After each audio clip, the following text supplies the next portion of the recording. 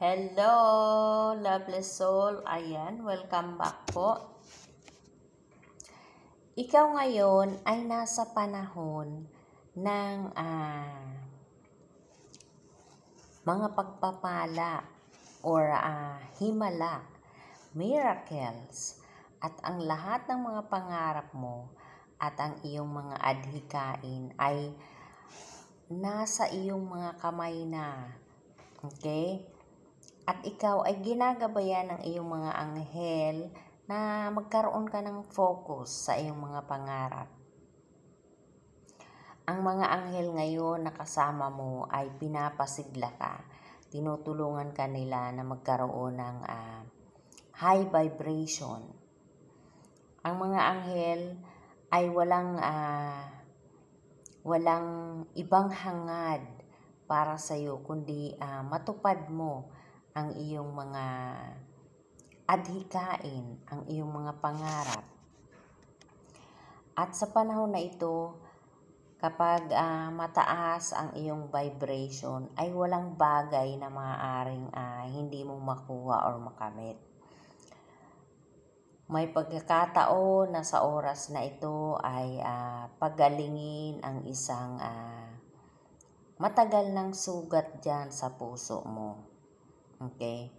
Yung paulit-ulit na iniisip mo na you are not enough ay maaaring gumaling na sa panahon na ito.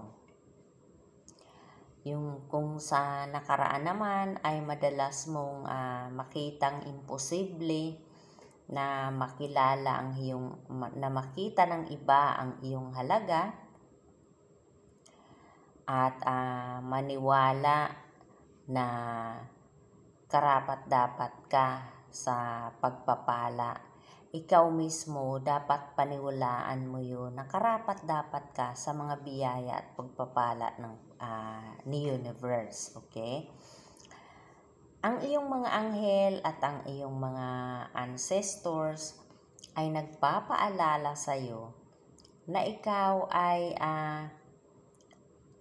isang incredible at infinite spark ni universe, okay? At ang universe ay hindi lamang nasa sayo, okay? Kundi ito ay lubos na naniniwala sa iyo. Ikaw ay may mga talento na puno ng lakas at may mga kakayahan na kailangan mo upang gawing makatotohanan ang iyong pinakamalaking pangarap. Okay, lovely soul?